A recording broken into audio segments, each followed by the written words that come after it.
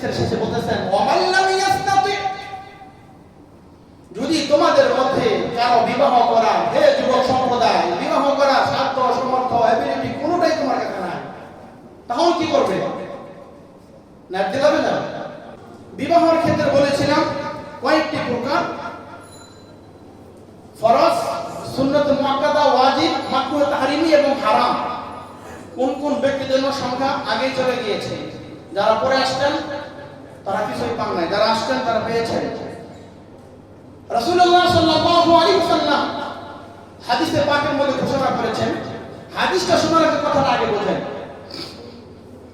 এক ব্যক্তি বা কোনো ব্যক্তির যৌবিক চাহিদা পরিপূর্ণতা রয়েছে, শাহওয়াত পরিপূর্ণতা, কিন্তু ভরণ পোষণ দেওয়ার মতো সাধ্য সামর্থ্য নেই, নিজের গায়ে কিছু আছে মোটামুটি, এটা তারা সম্ভব নয় নিজের পরিবারকে চালানোর জন্য। আর বাবার যে অর্থ সম্পদ আছে, এই অর্থ সম্পদের উপর ভিত্তি করে আমি বিবাহ করলে আমার বাবা আমাকে আমার পরিবারকে চালাবেন, আমার স্ত্রীকে চালাবেন, এই ক্ষমতা বা এই সাধ্য সামর্থ্য বাবার নেই। তাহলে এই অবস্থায় ওই যুবকদের জন্য কি করণীয়, তারা কি করবে?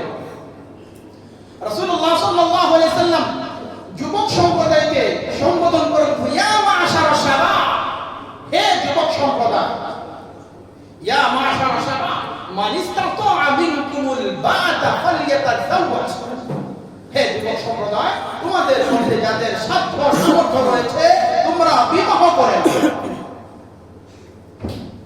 কেন বিবাহ করবে? ফাইন্নাহু আগাদ্দু লিল বাসারি ওয়া আহসানু লিল ফারজ, এই বিবাহ করার দ্বারা তোমার দৃষ্টি অবনত হবে, সুবহানাল্লাহ, ওয়া আহসানু লিল ফারজ, এবং তোমার লজ্জা স্থানের হেফাজত হবে বিবাহের দ্বারা।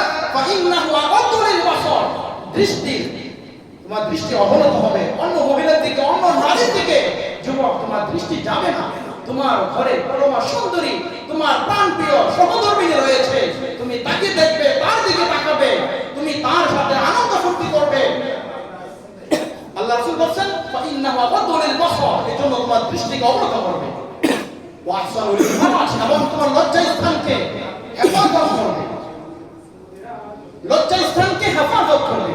এই হাদিসের মধ্যে আরেক হাদিসের বর্ণনা, বুখারী শরীফের বর্ণনা, আল্লাহ রাসূল সাল্লাল্লাহু আলাইহি ওয়াসাল্লাম বলেন, মাইয়াদমান লি মা বাইনা লিহিহি ওয়া মা বাইনা রিজলাইহি আমান লাহুল জান্নাহ। বুখারী শরীফের বর্ণনা, আল্লাহ রাসূল সাল্লাল্লাহু আলাইহি ওয়াসাল্লাম বলেছেন, যেই ব্যক্তি দুইটা জিনিসের জিম্মাদারি আমাকে দিবে, আমি মুহাম্মদ তাকে জান্নাতে নেওয়ার জিম্মাদারি আমি নিয়ে নিলাম। সুবহানাল্লাহ। দুইটা জিনিস কি?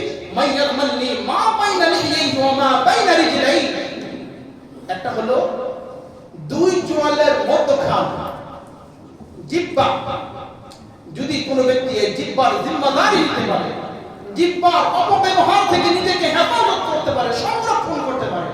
আজকে দেখেন এই জিহ্বা দ্বারা যত প্রেম, প্রীতি, ভালোবাসা, মহিলা বসা, খাটনাট বলেন, যত অশ্লীলতা, বেহায়াপনার যা কিছু আছে সব এই জিহ্বা দ্বারা মানুষ সংগঠিত করে।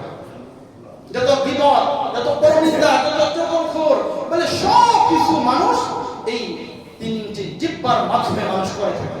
এই জন্য আল্লাহ রাসূল বলেন, মাইয়াদমান লি মা বাইনা লিহিহি, বলে জিহ্বার হেফাজত করো, এর জিম্মাদারি তুমি নাও, তাহলে তোমার জান্নাতের জিম্মাদারি আমি মুহাম্মদ নিয়ে আনব। ওয়া মা বাইনা রিজলাইহি, তোমার দুই উরুর মধ্যখান, অর্থাৎ তোমার লজ্জা স্থানের হেফাজত করো, লজ্জা স্থানের সংরক্ষণ হেফাজত করো। যদি লজ্জা স্থানের হেফাজত করতে পারো, অবৈধভাবে অবৈধ সম্পর্কের মাধ্যমে যদি না করে, তুমি যদি কি করো, বৈধ পন্থায় যদি তোমার স্ত্রীর সাথে যদি তুমি একান্তে মিলনে তুমি কি হও, মিলিত হও, বলে তাহলে এই গ্যারান্টি আর এই জিম্মাদারি যদি নিতে পারো, আমি মুহাম্মাদের ঘোষণা হলো, আমি তোমাকে নিজ জিম্মায় জান্নাতে পৌঁছায় দেব।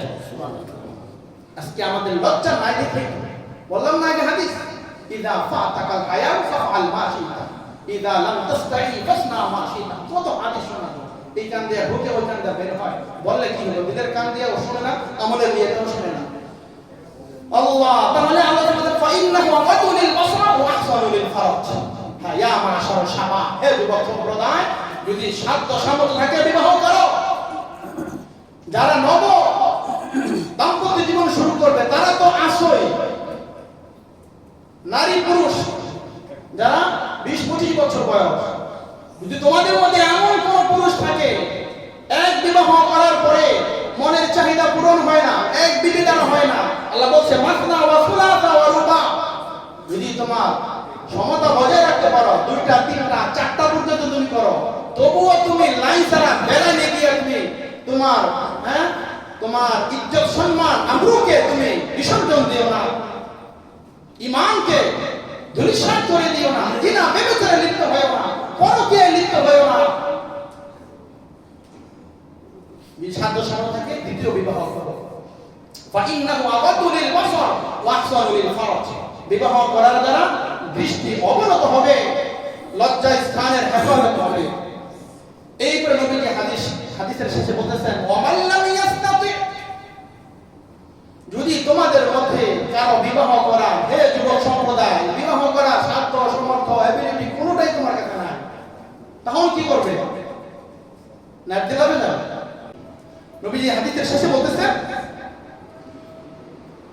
তখন তোমরা ফাআলাইহি বিসাওম, তখন তোমরা রোজা রাখবে। সুবহানাল্লাহ। হে যুবক সম্প্রদায়, বিবাহ করে ফেলো, বিবাহ যদি করো দৃষ্টি অবনত হবে, লজ্জা স্থানের হেফাজত হবে। আর যদি বিবাহ করার সাধ্য সামর্থ্য না থাকে তাহলে রোজা রাখা, ফাইন্নাহু লাহু ওয়াজাউন, এই রোজা রাখার মাধ্যমে তোমার যৌবিক চাহিদা একটা নিয়ন্ত্রণে আসবে। রমজানে অন্য মাসের সময় যে একটা যৌবিক চাহিদা থাকে, ভালোবাসা প্রেমে থাকে, নিজের একবারে শরীয়ত সম্মত স্ত্রীর প্রতি, রমজানেও কিন্তু এই চাহিদাটা কমে আসে। কেন? সারাদিন রোজা রাখে।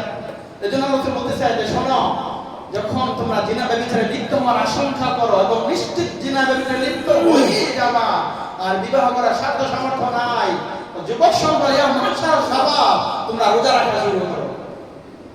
শুধু রমজান মাস না, দীর্ঘ 11 মাস রোজা রাখো। যতদিন তোমার মন বলে এদিক সেদিকে ছোটাছুটি বন্ধ না হয়, তোমার কলবে সালিম ইতমিনান না হয়, ততদিন পর্যন্ত রোজা রাখা শুরু করো।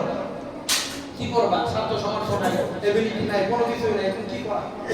ওমান লাম ইয়াস্তাতি মিনকুম, নবীজি বলেন তাহলে তোমাদের মধ্যে যারা আছে তারা কি করবে? ফাইন্নাহু আলাইহি বিসাওম, তারা রোজা রাখবে। তাহলে মুহতারাম হাজিরিন, অনেক লম্বা চূড়া মজমুআতের এক আলোচনা, একবারে বিবাহের আরম্ভের শুরু থেকে আমরা আলোচনা দীর্ঘক্ষণ শুনে আসছিলাম। তো সেই বিষয় হলো যে বিবাহ করলে আল্লাহ তাআলা রিজিকের মধ্যে বরকত দেয়।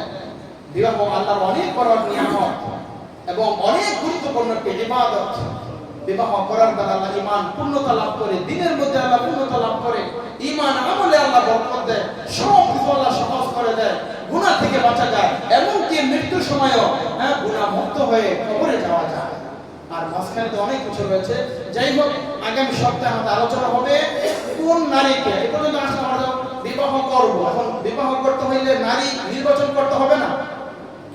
আগামী সপ্তাহে আলোচনা হবে কোন নারীকে আমরা বিবাহ করব, কেমন নারীকে বিবাহ করলে আমাদের দাম্পত্য জীবন সুন্দর হবে, আল্লাহ রাসূল কোন নারীদেরকে বিবাহ করতে বলেছেন, এই সংক্রান্ত আগামী জুমায় ইনশাআল্লাহ আলোচনা হবে। বাকি আলোচনা ওয়া মা তাওফীকি ইল্লা বিল্লাহ। তাহলে সুন্নাত